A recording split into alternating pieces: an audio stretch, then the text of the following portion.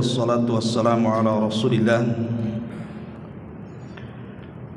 wa ala alihi wa sahbihi wa mawalah wa la hawla wa la quwwata illa billahi wa ba'du.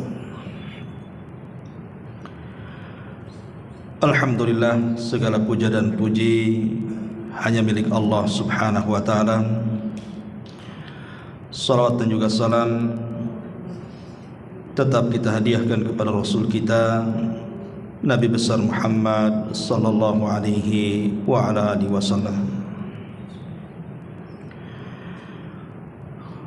Ma'asyiral muslimin wal muslimat yang dimuliakan Allah subhanahu wa ta'ala, pembahasan di malam hari ini ada sebuah wasiat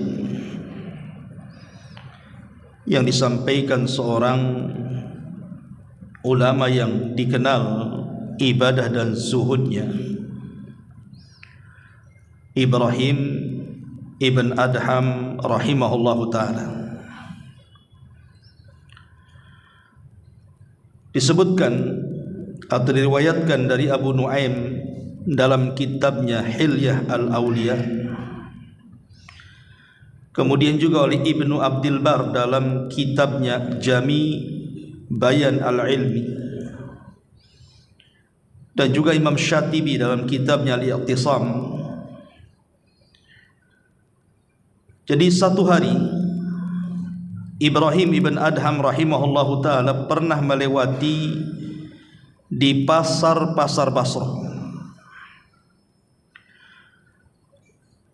Tiba-tiba kemudian manusia pun berkerumun kepadanya, ya, karena dia seorang alim sezaman dengan Sufyan Ats-Tsauri, bahkan dia gurunya. Sufyan Ats-Tsauri adalah guru daripada Ibrahim bin Adham. Kemudian juga Fudail ibn Iyad, itu kan ulama-ulama dunia di zamannya. Jadi manusia pun berkumpul kepada Ibrahim ibn Adham ini. Kemudian mereka berkata, wahai Abu Ishaq, kunyah dari beliau, sungguh Allah subhanahu wa ta'ala berfirman di dalam kitabnya. Apa firmannya? Wa idza sa'alaka ibadi anni fa inni qarib. Apabila hamba-hambaku bertanya kepadamu soal diriku, maka katakan aku dekat. Akulah yang mengijabah setiap doa orang-orang yang berdoa kepadaku. Kemudian ada seseorang di antara mereka mengatakan, wahai imam, kami sekalian senantiasa berdoa kepada Allah subhanahu wa ta'ala, namun sampai hari ini doa-doa kami tidak pernah dikabulkan. Katanya Allah subhanahu wa ta'ala merintahkan agar berdoa kepada Allah, kami pun berdoa kepada Allah, tapi rasanya doa-doa itu tidak pernah dikabulkan Allah kepada kami. Apa jawaban Ibrahim ibn Adham ini? Beliau memberikan 10 wasiat yang sangat bagus sekali, dan ini bekal untuk kita. Beliau menjawab, ya ahlal basrati, matat qulubukum fi asyrati asya.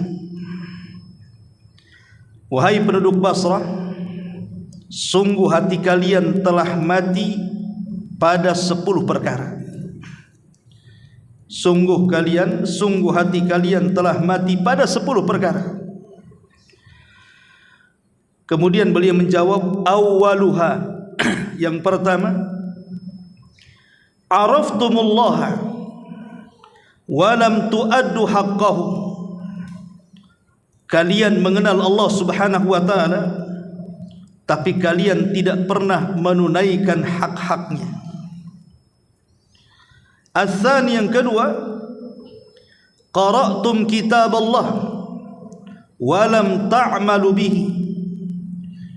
Kalian selalu membaca Al-Quran, kitab Allah, tapi kalian tidak pernah mengamalkan isinya. Wassalisu, dan yang ketiga, idda'aitum hubba Rasulillah sallallahu alaihi wasallam wa taraktum sunnatahu. Kalian mengaku cinta dengan Nabi sallallahu alaihi wasallam, tapi kalian warabi'u, dan yang keempat, idda'aitum adawata syaitan wa wafaqtumuhu. Kalian mengaku menjadi musuh-musuh syaitan, tetapi justru kalian malah mencocoki langkah-langkah syaitan. Wal khamisu, dan yang kelima, qultum nuhibbul jannata wa lam ta'malu laha.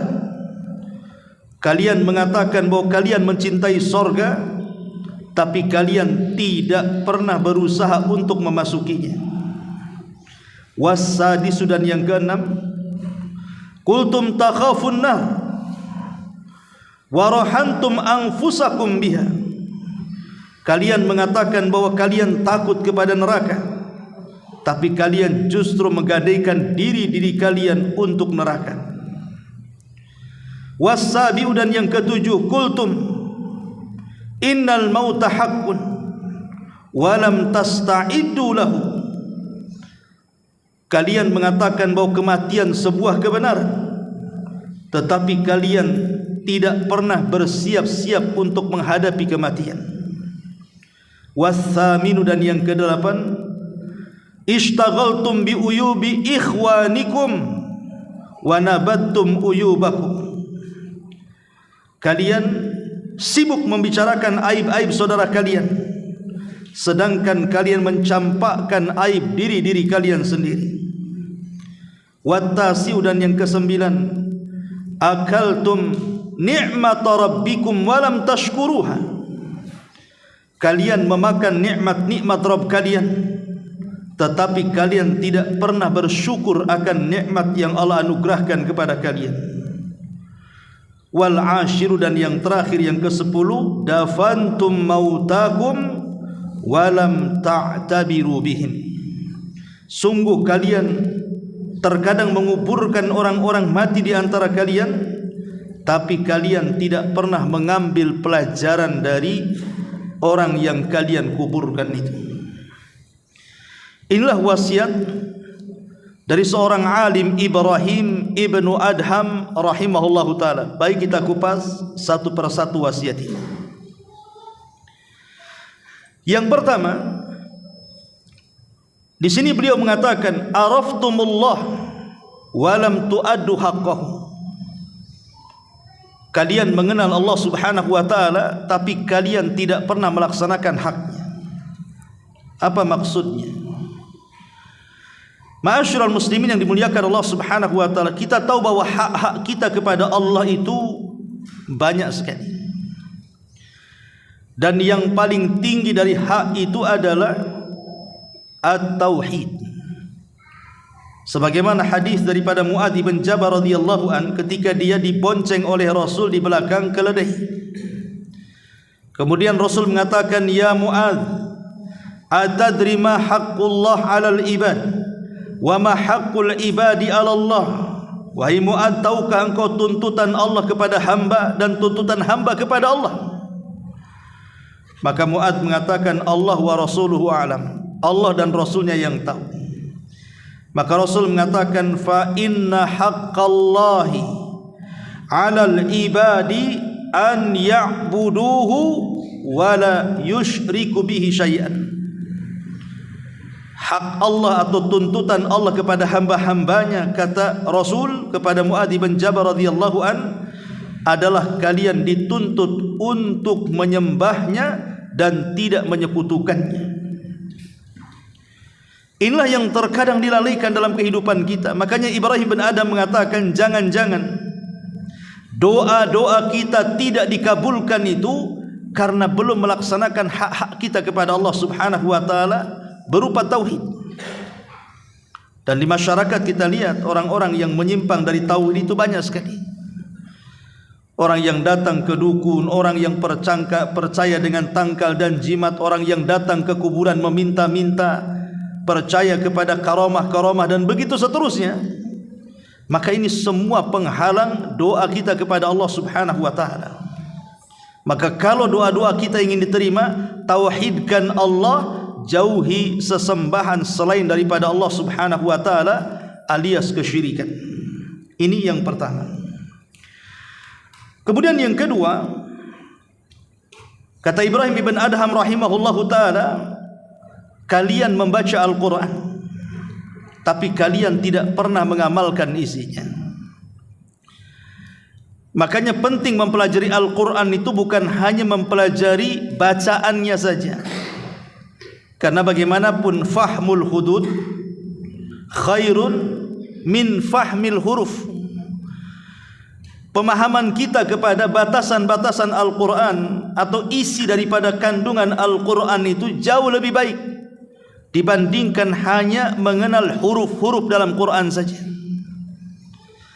Makanya Syekh bin Baz rahimahullahu ta'ala mengatakan, ketika menjelaskan tentang apa sih hikmah Quran diturunkan, maka beliau mengatakan, annallaha anzalahu littashri'i wa bayanil ahkamil lati yalzamul ibad an yaqumu biha, fallahu anzalahu la liyubayyina lahum ma yakunu fi akhir zaman aw ma yakunu fi kadha aw ma jara aw li mu'jizati ilmiyati yastanbituha an-nas min dhalika laisa hadha huwal maqsud wal maqsudu min inzali kitabillah an ya'laman nas ahkama dinihim wa ma syara'a Allahu lahum wa ya'rifuhum atau wa yu'arrifuhum bi rabbihim wa sifatihi wa asma'ihi wa bihaqqihi ala ibadihi jalla fi'ula.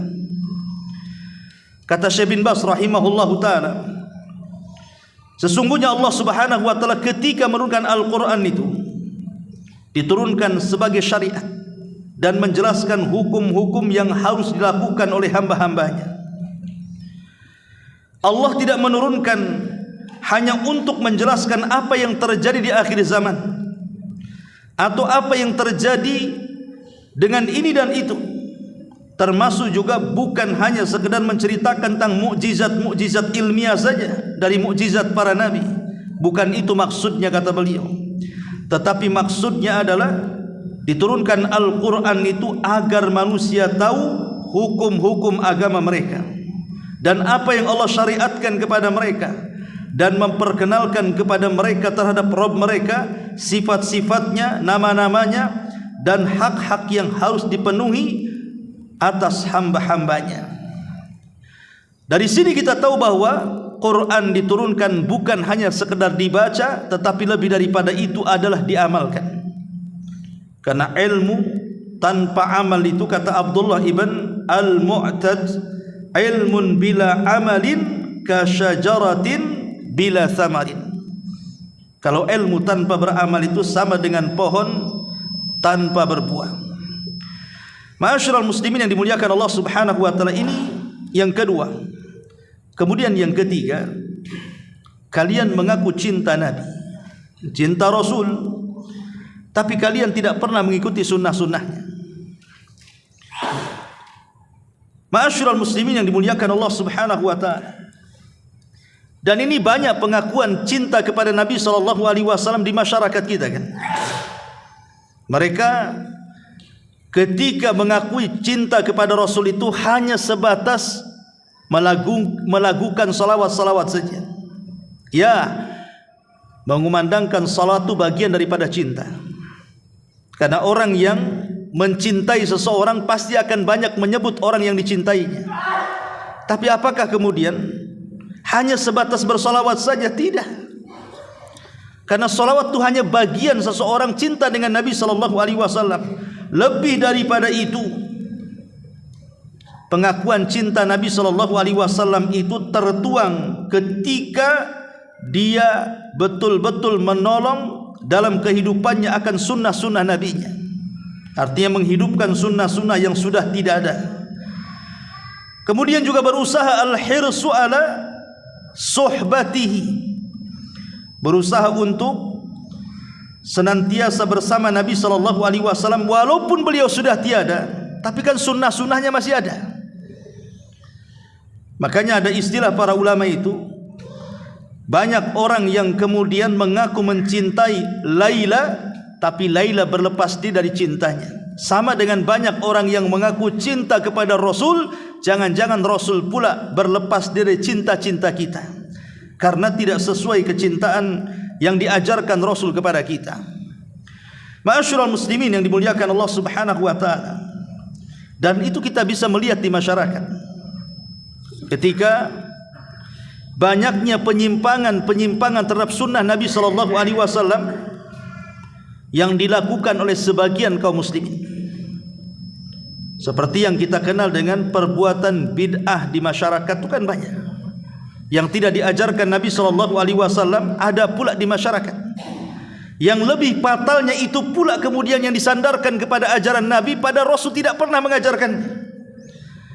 Ma'asyiral muslimin yang dimuliakan Allah Subhanahu wa taala, maka hal-hal yang seperti inilah yang dikatakan Ibrahim ibn Adham, kalian mengaku mencintai Rasul tapi kalian tidak mengamalkan sunnah-sunnahnya, malah membuat hal-hal yang tidak disunnahkan pula. Padahal kata Abdullah ibn Mas'ud radhiyallahu an, ittabi'u wa la tabtadi'u faqad kufitum.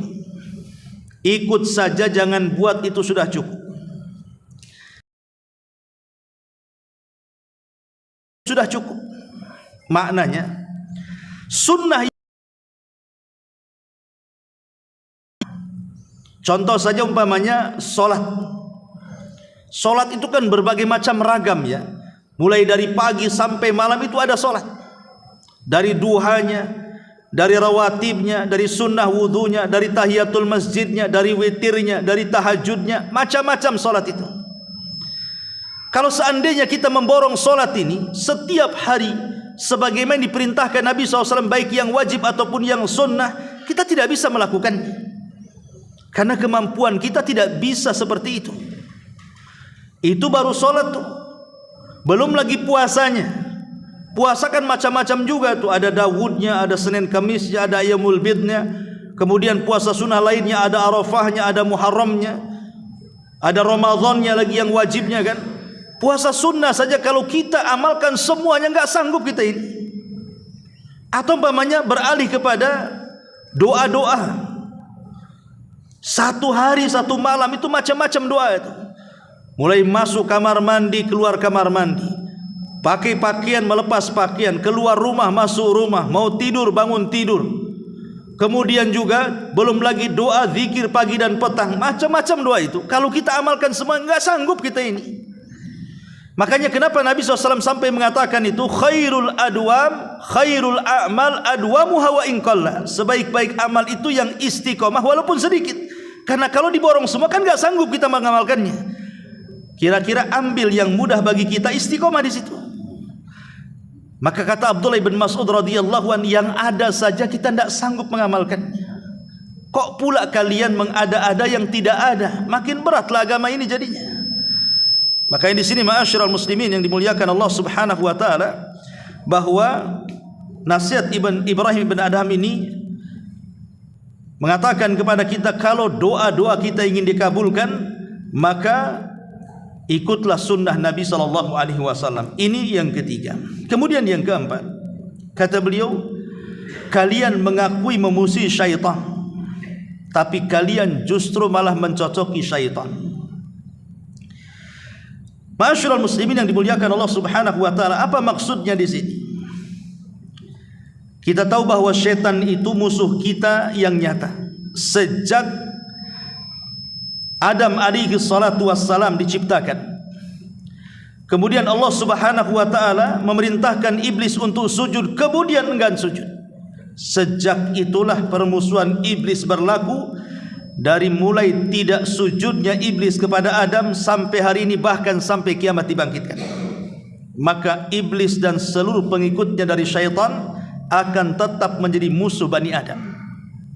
Makanya ada hadis, apabila bayi itu lahir, iblis kan menusuk lambung bayi tersebut ketika lahir. Makanya kalau kita lihat bayi yang lahir itu kan suka menangis tuh. Kenapa kemudian dia menangis coba? Nabi SAW mengatakan seolah-olah iblis ingin mengatakan kepada bayi itu bahwa aku adalah musuhmu.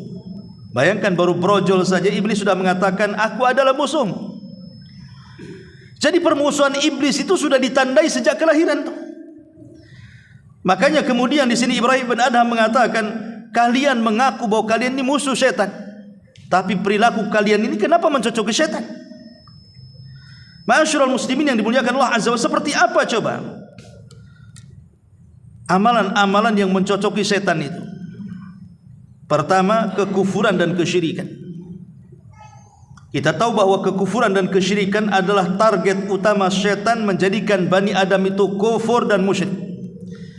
Dan sekarang lihat, banyak orang yang berpindah agama kan, hanya gara-gara faktor yang sangat-sangat sederhana, entah pernikahan, entah pertemanan, entah bisnis, rela dia menggadaikan agamanya. Ya.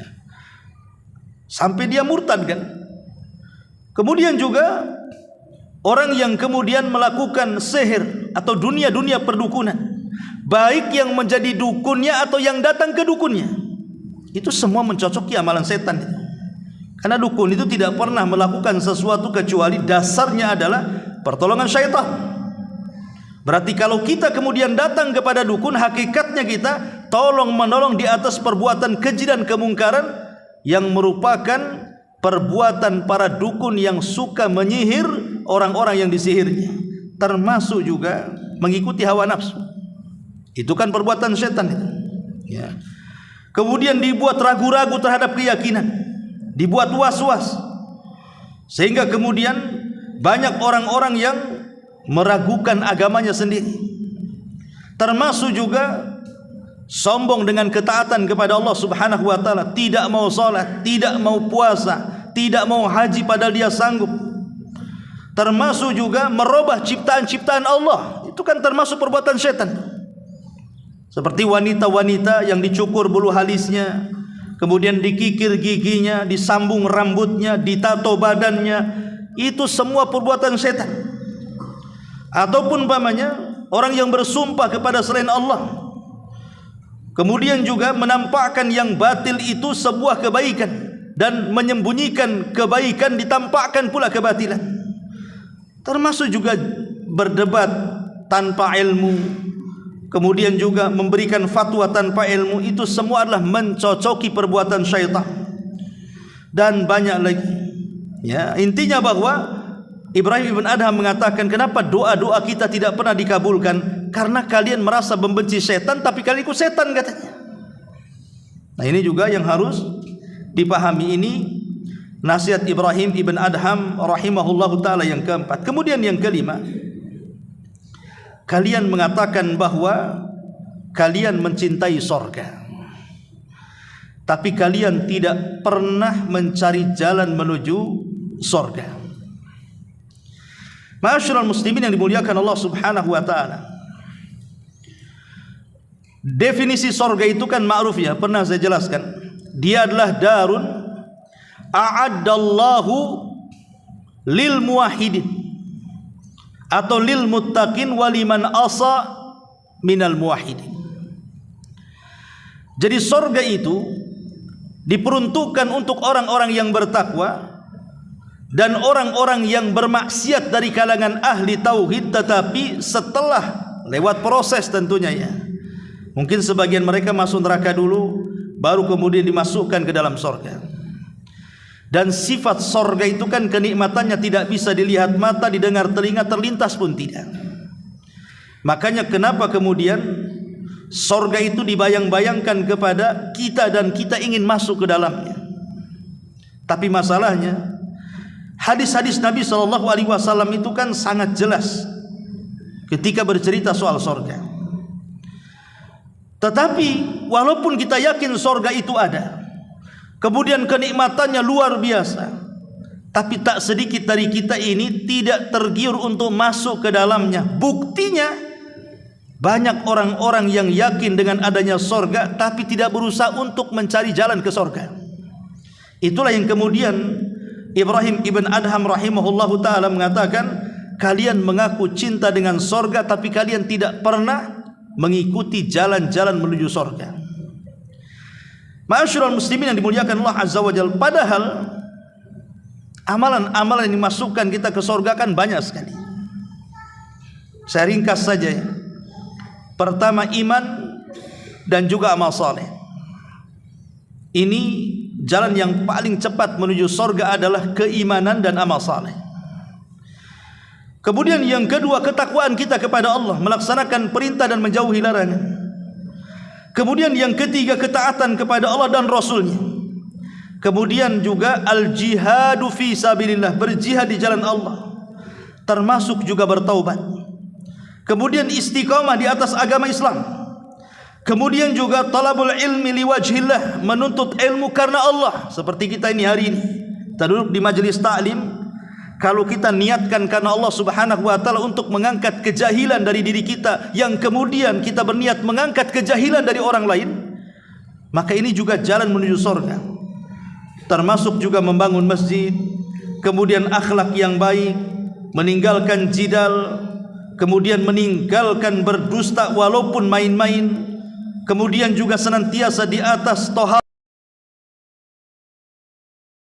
lagi, batal wudu lagi, ataupun jalan ke masjid untuk melaksanakan sholat, kemudian memperbanyak sujud, termasuk haji yang baik, kemudian membaca ayat kursi setelah sholat. Itu juga salah satu amalan yang bisa mengantarkan kita ke dalam surga. Termasuk menjaga rawatib 12 membutuhkan, termasuk silaturahim. Kemudian juga seseorang yang as-sidqu fil kalam, jujur dalam bicara. Kemudian juga seseorang yang senantiasa ihtisab, meminta pahala lillah wa inna ilaihi rajiun, Allahumma hjurni fi musibati. Juga seseorang yang baik saat menjadi penjual ataupun pembeli, termasuk juga ketika dia memperbanyak doa, tawakal, dan juga tidak menyerahkan rasa takut kecuali kepada Allah Subhanahu wa taala, dan banyak lagi amalan-amalan yang merupakan amalan ini bisa mengarahkan ke dalam surga. Tetapi ma'asyiral muslimin, yang Ibrahim ibn Adham ini ingin katakan bahwa ini jalan ke surga kan banyak ini. Banyak sekali loh jalan ke surga itu. Tapi banyak orang yang tidak semangat untuk melakukannya. Contoh ini satu kisah. Di zaman Nabi SAW, Rasul pernah mengatakan di hadapan para sahabatnya, siapa di antara kalian yang hari ini mengunjungi orang sakit? Tidak ada yang bangkit kecuali Abu Bakar. Kemudian Rasul mengatakan, siapa di antara kalian yang puasa hari ini? Tidak ada yang bangkit kecuali Abu Bakar. Kemudian Rasul mengatakan, siapa di antara kalian yang hari ini memberi makan fakir miskin? Tidak ada yang bangkit kecuali Abu Bakar. Kemudian Rasul mengatakan, siapa yang hari ini mengikuti jenazah dan menguburkannya? Tidak ada yang bangkit kecuali Abu Bakar. Bayangkan Abu Bakar ini dalam satu hari mengumpulkan 4 amalan yang tidak bisa dikumpulkan yang lainnya. Kata Rasul, siapa yang mengumpulkan 4 perkara dalam satu hari itu, wajabat lahul jannah, maka dia dipastikan masuk surga. Artinya kalau kita melihat bagaimana gaya Abu Bakar mengejar surga, luar biasa kan? Makanya Allah mengatakan, fa idza faragta fansab wa ila rabbika farghab. Jadi kalau kita sudah mengamalkan satu amalan, jangan istirahat, kemudian cari amalan yang lainnya. Disinilah kemudian Allah Subhanahu wa taala mengatakan, fa amma man a'ta wattaqa wa saddaqa bil husna fasanuyassiruhu lil yusra. Siapa yang suka memberi, faman a'ta, siapa yang suka memberi, bersedekah dengan ilmunya, bersedekah dengan hartanya, bersedekah dengan tenaganya, bersedekah dengan waktunya, karena yakin adanya surga, wa saddaqa bil husna fasanuyassiruhu lil yusra. Jalan dia ke surga itu sebenarnya sudah mudah, ikhwan. Sudah mudah sekali. Tetapi Allah mudahkan lagi. Kenapa coba? Apa namanya korelasi ayat ini dengan perkataan Ibrahim ibn Adham ini? Begini ikhwan, orang kalau sudah sering melakukan amalan ahlil jannah, contoh umpamanya orang sudah bisa menjaga sholat 5 waktu, betul-betul dia jaga sholat 5 waktu itu, untuk mengamalkan yang sunnah di siang hari kan lebih mudah lagi tuh. Kalau orang sudah terbiasa menjalankan solat 5 waktu, kemudian berusaha mengamalkan solat sunnah di siang hari seperti duha yang semacamnya, maka kalau dia kemudian merambah kepada qiyamul lail, walaupun agak berat, pasti dia bisa melakukannya, karena sudah terbiasa dengan solat-solat tadi. Tapi kalau orang tidak pernah solat wajib, tidak pernah solat sunnah siang, duha dan yang semacamnya, tiba-tiba dia mengaku bahwa dia suka solat malam, percaya atau tidak? Ya nggak percayalah. Siang aja nggak pernah sholat, malam pula sholat dia. Karena begini ikhwan, yang namanya amal soleh itu pasti melahirkan amal soleh yang lainnya, sebagaimana dosa juga melahirkan dosa yang lainnya. Makanya di sini Ibrahim bin Adham mengatakan, kalau doa-doa kita ingin dikabulkan, maka carilah jalan-jalan menuju sorga. Jangan kalian mengaku sorga tapi tidak pernah kemudian mencari jalan menuju sorga. Kemudian juga kata Ibrahim bin Adham rahimahullah ta'ala, yang selanjutnya adalah kalian takut kepada neraka. Kalian takut kepada neraka, tapi kalian justru malah mencari jalan-jalan menuju neraka. Ma'asyiral muslimin yang dimuliakan Allah subhanahu wa ta'ala, kita tahu bahwa amalan-amalan penduduk neraka ini banyak sekali. Dan orang yang masuk ke dalam neraka itu kan terbagi menjadi 2 ya. Ada orang kalau masuk neraka nggak pernah keluar lagi, alias dikekalkan di dalamnya. Ada orang yang masuk neraka itu dia tidak dikekalkan, tetapi ya sebatas dosa yang akan diazab di dalamnya, kemudian dikeluarkan dan dimasukkan ke dalam surga. Jadi 2 kelompok tuh yang masuk neraka itu. Makanya kalau dalam Al-Quran atau dalam hadis Nabi ada kalimat dikekalkan di dalamnya, itu bukan berarti harus kekal selamanya, tidak. Seperti contoh umpamanya orang yang membunuh seorang muslim secara sengaja, Al-Quran mengatakan apa? Khalidan fiha, maka dikekalkan neraka selama-lamanya. Maka kata ahli sunnah wal jamaah, tidak dikekalkan selama-lamanya. Maknanya adalah saking lamanya sehingga bahasa Quran itu dikekalkan selamanya, bukan berarti tidak keluar dari neraka. Lain dengan kesyirikan, kekufuran atau nifak akbar gitu ya. Ya.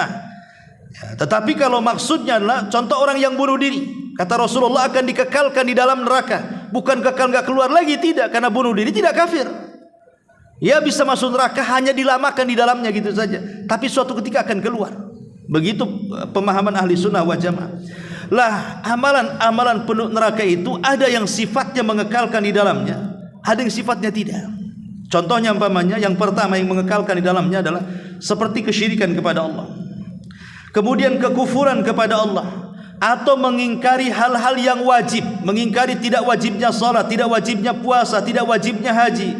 Ini kafir nih, keluar dari dalam Islamnya. Ataupun istihza, mengolok-olok Allah, mengolok-olok Rasul, mengolok-olok ayat-ayatnya. Ini tidak syak lagi, ini kufur, bisa keluar dari Islam, bisa dikekalkan di neraka kan itu. Atau mencaci maki Allah, mencaci maki agamanya, mencaci maki Nabi SAW, atau berhukum dengan selain hukum Allah. Jadi perkara-perkara ini sepakat ulama kalau dilakukan ini bisa keluar dari Islam dan kekal di neraka. Tapi ada amalan-amalan yang sebaliknya tidak. Ia memang masuk neraka tapi tidak dikekalkan. Seperti umpamanya contoh orang yang durhaka dengan orang tua, kan diancam neraka tuh. Apakah dikekalkan? Tidak. Masuk neraka iya, tapi tidak dikekalkan di dalamnya. Kemudian juga orang yang mutus silaturahim, orang yang memakan riba, orang yang memakan harta anak yatim, orang yang bersaksi dengan persaksian palsu, orang yang kemudian memutus manusia dengan tidak adil, kemudian menipu, menggambar gambar-gambar yang bernyawa dan begitu seterusnya. Ini semua terancam dengan neraka. Tapi apakah kalau masuk neraka dikekalkan? Tidak. Ya, jadi ada dosa-dosa itu yang mengekalkan pelakunya, ada juga dosa-dosa yang tidak mengekalkan pelakunya. Nah, ini yang harus difahami dari perkataan Ibrahim ibn Adham rahimahullahu taala. Kemudian wasiat selanjutnya kata beliau, kalian tahu bahwa kematian itu hak adanya, tapi kalian tidak pernah persiapan untuk kematian itu. Ma'asyiral muslimin yang dimuliakan Allah Azza wa Jalla, kenapa Ibnu Adham mengatakan kematian itu sebuah hak adanya? Ya karena hari-hari kan kita melihat orang mati. Hari ini si anu, besok si anu, lusa si anu, kita tidak tahu kan. Tapi kan setiap hari kita melihat ada orang mati. Jadi kematian bukan hayalan, ini sebuah kepastian. Karena kita menyaksikan diri-diri kita sendiri kan. Entah keluarga kita, entah kawan kita, entah orang lain. Setiap hari kita mendengar ada orang mati. Kalau itu bukan kepastian, apa namanya? Lah kalau memang kematian sebuah kepastian, bahkan lebih pasti dibandingkan kiamat besar. Kiamat besar itu pasti terjadi, tapi kapannya kan kita tidak tahu. Tapi kalau kematian lebih pasti lagi. Kenapa? Karena hari-hari kita melihat ada orang mati. Lah kata Ibrahim bin Adam, loh kalau kalian memang memastikan kematian itu ada, kenapa tidak mempersiapkan kematian itu? Nabi SAW mengatakan dalam sebuah hadis, aktsiru dzikra hadimil ladzatil maut, perbanyak oleh kalian akan sesuatu yang menghancurkan kenikmatan kalian. Apa itu? Al mautu, kematian. Para ulama mengatakan bagaimana caranya persiapan kematian itu. Ada 5 perkara. Pertama, al isti'dad lil mauti bit taubatis sadiqah. Persiapkan kematian itu dengan taubat yang jujur. Sebelum mati bertobat kepada Allah Azza wa Jalla. Karena orang yang meninggal dan dia tidak sempat bertobat, itu alamat su'ul khatimah. Yang kedua, al-muhafadhatu ala ada'il faraid wajtinabil muharramat. Yang kedua, jaga kewajiban-kewajiban Allah dan tinggalkan hal-hal yang diharamkan Allah.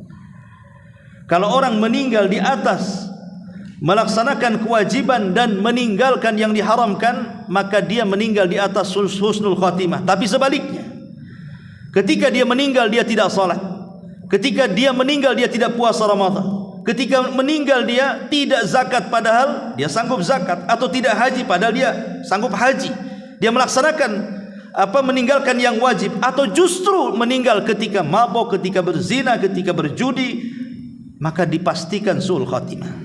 Ini yang kedua. Yang ketiga, al-musabaqatu ilal khairat wal a'malus salihah. Berlomba-lomba dalam kebaikan dan berlomba-lomba dalam amal saleh.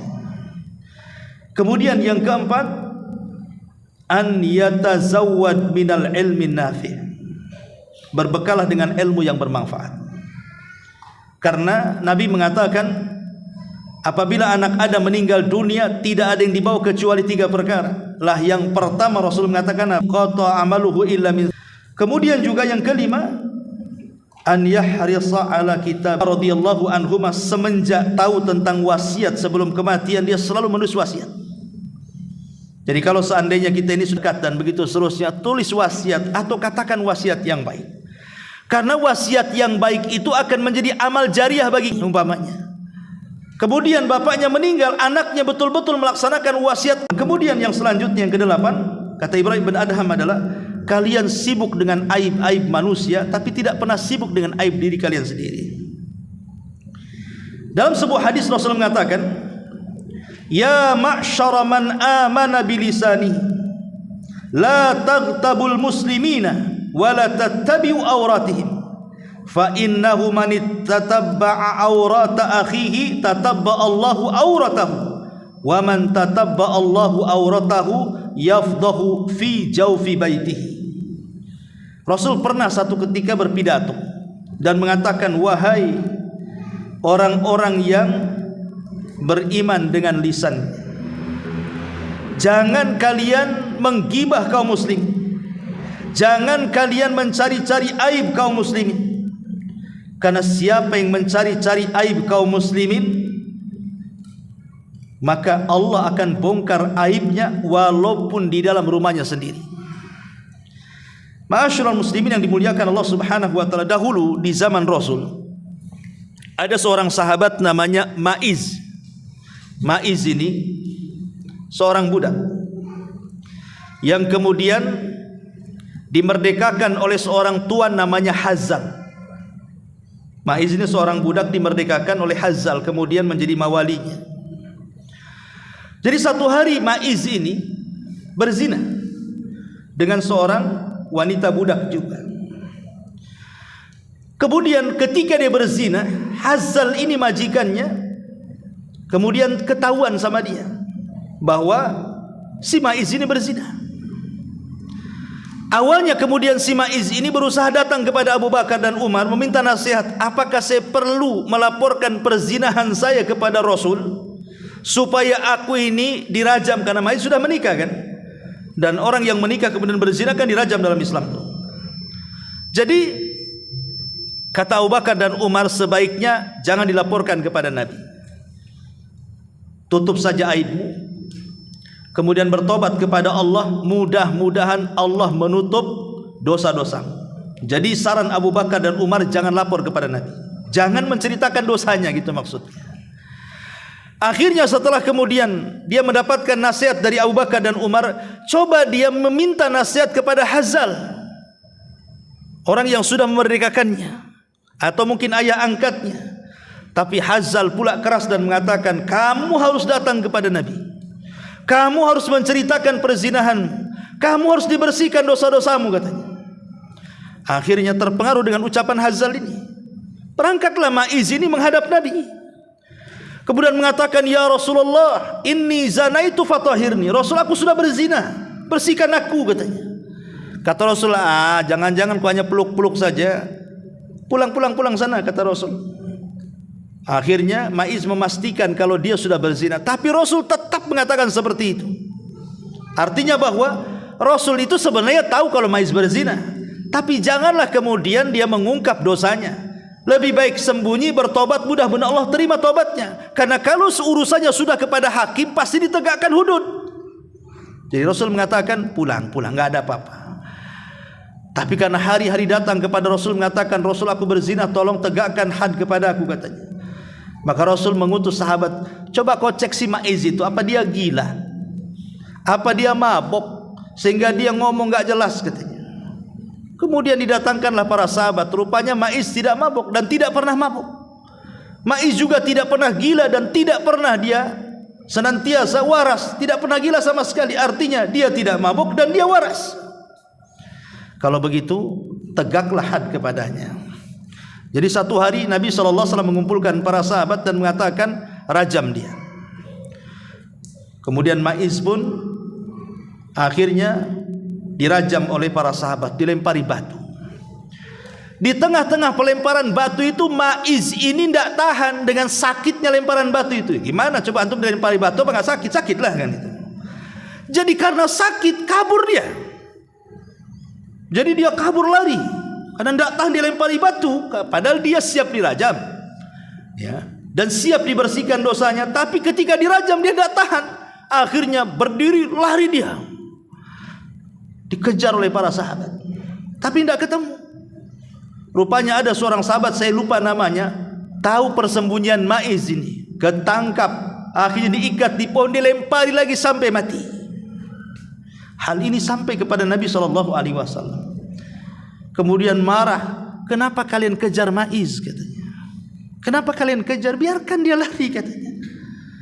Kemudian dia ngomong sama Hazzal itu dengan mengatakan, ya Hazzal, kenapa kau tidak tutup aibnya? Kenapa kau suruh dia datang kepadaku melapor akan dosa-dosanya? Seandainya kau tutup aibnya, itu lebih baik daripada kau suruh dia lapor kepadaku, kata Rasul. Menunjukkan apa? Bahwa kita ini disuruh untuk menutup aib orang lain, ya. Sebab kalau kita membongkar aib orang lain, itu aib kita nanti dibongkar oleh Allah Subhanahu wa taala. Karena itu ada kaedah kama tadinu tudan. Sebagaimana kita ini berusaha mencari aib-aib orang, Allah akan kirim orang membongkar aib kita. Bahkan lebih parah lagi, terkadang aib kita dibongkar. Maka di sini kata Ibrahim ibn Adham, kalian sibuk dengan aib orang lain, kalian punya aib, kenapa tidak sibuk dengan aib diri kalian? Ini juga wasiat Ibrahim ibn Adham yang ke-8. Dan yang ke-9, kalian banyak diberikan nikmat oleh Allah Subhanahu wa taala, tapi kalian tidak pernah pandai bersyukur akan nikmat itu. Ma'asyiral muslimin yang dimuliakan Allah Subhanahu wa taala, rukun syukur itu kan ada 3, ya. Pertama, al-i'tiraf bin ni'ami. Kita ini mengakui bahwa nikmat itu datang dari Allah. Seperti ucapan Nabiullah Sulaiman, Kurang apa Nabi Sulaiman itu coba? Dia raja dunia, kekuasaannya hampir separuh dunia lebih. Dia bisa menundukkan jin, menundukkan binatang, menundukkan awan, macam-macam dia tundukkan. Tapi dia mengatakan hadza min fadli rabbi. Ini semua adalah karunia yang datang dari Allah. Itu sekelas Nabi Sulaiman mengatakan seperti itu coba. Kita ini loh baru sekelas pejabat, belum jadi presiden pun. Baru menjadi orang kaya baru, belum sekelas Qarun pun. Tapi terkadang tidak pernah menasabkan nikmat itu kepada Allah, malah menasabkan kepada diri kita sendiri coba. Ya wajar saya kaya, saya kan, nah itu mulai itu bahasa itu. Wajarlah saya jadi pejabat, saya kan, nah saya kan sekolah tinggi, saya kan begini. Ini kalau sudah saya, nah ini menasabkan nikmat bukan kepada Allah namanya, tapi menasabkan nikmat kepada diri sendiri. Sombong akhirnya kan. Dan Anania mengatakan saya, ini sifat iblis. Karena iblis yang mengatakan di hadapan Allah, ana khairun minhu, saya lebih baik dibandingkan Adam, kata iblis. Makanya Anania, kalimat saya hindarkan. Kalau ini bukan karena saya, kalau ini bukan karena saya, kalimat ini bahaya. Karena kufur nikmat ini. Tidak menasabkan diri nikmat ini kepada Allah Subhanahu wa taala. Maka nasabkan seperti Sulaiman menasabkan nikmat kepada Allah Azza wa Jalla. Jangan seperti Qarun yang mengatakan innama utituhu min ilmin indi. Ini nikmat itu datang dari aku, ya wajar saja aku kan cerdas. Enggak seperti itu. Ini yang pertama. Yang kedua, at-tahaddus biha zahiran ma'athani 'ala Allah. Tampakkanlah kenikmatan itu dengan senantiasa memuji Allah Subhanahu wa taala. Karena ada orang-orang itu yang bakhil bukan hanya kepada orang lain, tapi juga bakhil kepada diri sendiri. Itu ada orang yang seperti itu tuh. Jangan cerita bakhil sama orang ya, sama diri sendiri ada orang bakhil. Padahal uangnya banyak, dia kaya, tapi pakaiannya tidak pantas. Ya, pakaiannya tidak pantas kan itu. Ada orang kaya itu kemana-mana bawa kolor. Ya, bawa kolor kan ada tuh orang kaya itu bawa kolor aja, pakainya pakai kolor aja dia. Ya kadang-kadang kalau kolornya mungkin di bawah lutut masih mending, di atas lutut kan tampak aurat itu. Padahal dia kaya, masa tidak bisa beli celana yang bisa menutup aurat dia? Ini kan masalah tuh. Ya. Kemudian juga pakai pakaian sholat asal-asalan, padahal dia sanggup loh membeli pakaian yang rapi, yang layak untuk sholat itu. Ini kan masalah ini. Ini tidak taharus bin nikmah. Padahal Allah mengatakan fa bi nikmati rabbika fahadits. Kita kan disuruh hadis ya. Tampakkan nikmat itu. Kita menyakiti ini kan barang Allah, bukan kita yang punya. Makanya kemudian di antara rukun syukur itu adalah berusaha kemudian sarfuha fi taatillah, kita berikan kepada ketaatan kepada Allah Azza wa Jalla. Kalau punya harta, ya kita sedekahkan dalam bentuk ketaatan kepada Allah Azza wa Jalla. Kita punya tenaga, ya kita gunakan untuk ketaatan, dan begitu seterusnya. Karena sebanyak apapun harta, coba lihat para pemimpin negeri kita sajalah, atau para menteri-menteri yang kaya raya, atau para jutawan yang berjuta-juta duitnya itu, setelah meninggal, pertanyaannya apakah harta ini dibawa mati? Tidak. Jadi warisan ahli warisnya kan. Lah ahli warisnya mati, diwariskan lagi ke ahli warisnya, dan begitu seterusnya. Sementara orang yang sudah meninggal itu dipertanggungjawabkan di hadapan Allah, dari mana kau dapatkan harta itu, kemana kau belanjakan. Sementara ahli warisnya tidak pernah ditanya soal itu, soal harta warisannya kan. Yang ditanyakan orang yang memiliki harta itu. Ma'asyiral muslimin yang dimuliakan Allah Azza wa Jalla. Maka kata Ibrahim bin Adham, kalian diberikan nikmat yang banyak tapi kalian tidak pernah mensyukuri nikmat itu. Dan yang terakhir, kata Ibrahim bin Adham, kalian suka menguburkan jasad manusia tapi tidak pernah mengambil ibrah. Salah satu syariat yang diajarkan Rasul kepada kita apabila masuk ke areal kuburan, kita disuruh mengucapkan salam, assalamualaikum ya ahlal kubur. Keselamatan bagi kalian wahai penduduk kubur. Kemudian apa? Nas'alullah walakumul afiyah. Kami meminta kepada Allah dan untuk kalian, semoga dosa-dosa kami dan kalian diampuni. Kemudian kita mengucapkan apa? wa inna insyaallahu bikum lahikun, dan insyaallah kita pun akan menyusul kalian. Dan begitu doa salam kepada orang yang sudah meninggal di kuburan itu. Wa inna insyaallah bikumul lahikun, dan insyaallah kami pun akan menyusul kalian. Kalau kita paham ini doa salam masuk kuburan ini kan harusnya menggetarkan iman kita tuh. Apalagi orang-orang yang betul-betul dia memandikan jenazah, dia mengkafankan jenazah, dia yang mengusung keranda jenazah, dia pula yang masuk ke kuburan kan itu. Harusnya dia orang yang pertama mengambil ibrah dari situ. Tapi betapa banyak orang-orang yang menguburkan jenazah, dia pun tidak sholat. Makanya yang harusnya paling banyak mengambil ibrah itu kan orang-orang yang suka menggali-gali kubur tuh. Tapi tidak, mereka menggali kubur itu hanya untuk mencari uang saja. Satu kuburan berapa, dapat duit, selesai kan itu.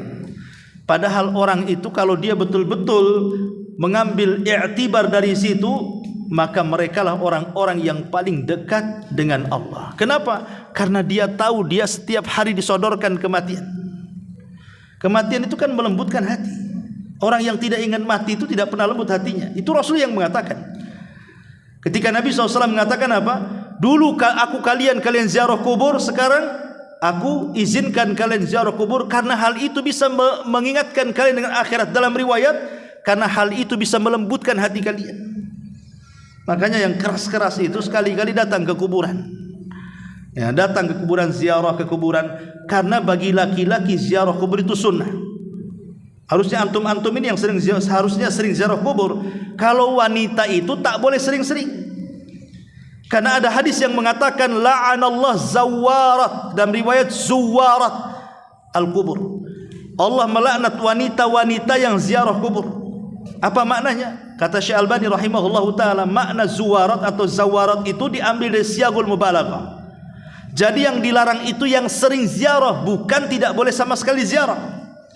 Jadi wanita-wanita yang sering ziarah itu yang dilaknat. Kenapa? Karena wanita itu tidak sekuat hatinya seorang laki-laki. Mudah menangis, takutnya niyahah, kemudian meraung-raung di kuburan dan begitu seterusnya. Makanya Islam melarang tidak boleh sering-sering ziarah kubur bagi wanita, dan boleh sekali-kali. Lah kalau laki-laki kapanpun silahkan. Ya, dan yang paling baik ziarah kubur itu seperti yang disunahkan Nabi malam-malam. Nabi itu kalau ziarah kubur kan malam-malam. Coba antum malam-malam ziarah kubur ke Tamyang. Itu sunnah Nabi itu. Makanya Aisyah radhiyallahu anha satu hari ketika dia tidur kehilangan Nabi di samping. Kok enggak ada ya? Diikuti sama Aisyah. Rupanya Rasul ada di kuburan Baqi malam-malam itu sedang mendoakan mereka. Ya, kuburan malam-malam. Duduk di depan kuburan itu. Takut Ustaz, ya jangan sendirilah, rame-rame. Gitu. Tapi Nabi kan malam-malam kan itu. Itu riwayatnya Rasul itu ziarah kubur malam-malam. Ya, itu banyak riwayat yang seperti itu. Tapi intinya bahwa bagi laki-laki itu sunnah, harus sering-sering ziarah kubur. Tapi kalau perempuan tidak sunnah sering-sering. Ya sekali-kali boleh. Tapi dunia sudah terbalik, yang sering ziarah kubur pula perempuan, laki-laki tak pernah ziarah kubur. Ziarah kubur itu karena ngantar istrinya, terbalik, harusnya istri ngantar suaminya kan gitu ya. Kan sunnahnya begitu. Nah, ini juga sunnah yang kadang-kadang sudah mahjurah ditinggalkan. Padahal Ibrahim bin Adham mengatakan kalian ini bisa mengambil ibrah dari kematian sebenarnya. Tapi banyak orang-orang yang menguburkan jenazah tidak pernah mengambil ibrah dari jenazah yang ada di hadapannya. Wallahu a'lam bishawab. Ini diantara wasiat daripada Ibrahim ibn Adham rahimahullahu taala. Saya baca secara singkat. Yang pertama, kalian mengenal Allah tapi tidak pernah menunaikan haknya.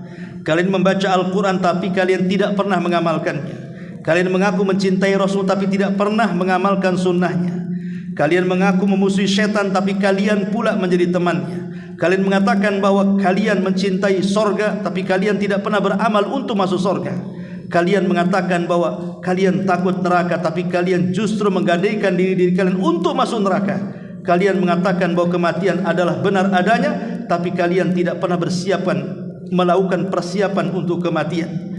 Kemudian kalian sibuk membicarakan aib-aib orang tapi kalian tidak pernah memperhatikan aib-aib diri kalian sendiri. Kalian memakan nikmat Rabb kalian, tapi kalian tidak pernah menunaikan syukurnya kepada Allah Azza wa Jal. Dan yang terakhir, kalian telah mengubur orang-orang mati kalian, tapi kalian tidak pernah mengambil ibrah pelajaran dari orang yang kalian kuburkan. Wallahu a'lam. Subhanaka wa bihamdika asyhadu an la ilaha illa anta astaghfiruka wa atubu ilaik. Allahu taala a'lam. Assalamualaikum warahmatullahi wabarakatuh.